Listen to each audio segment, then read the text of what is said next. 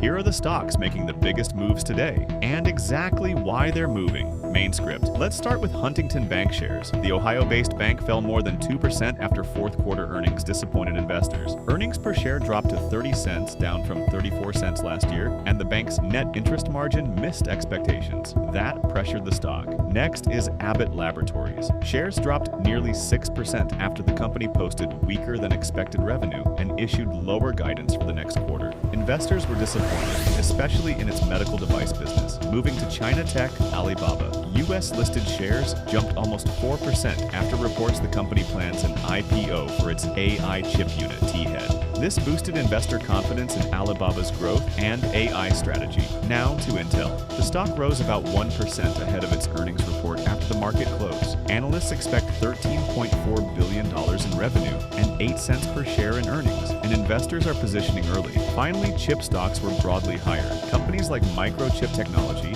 ST Microelectronics, ON Semiconductor, AMD, and Teradyne all moved up as optimism continued across the semiconductor sector. These moves show how earnings, guidance, and future growth plans can move stocks even before the market opens. Follow this channel for daily stock market news explained simply. Outro. Like, subscribe, and comment which stock you're watching.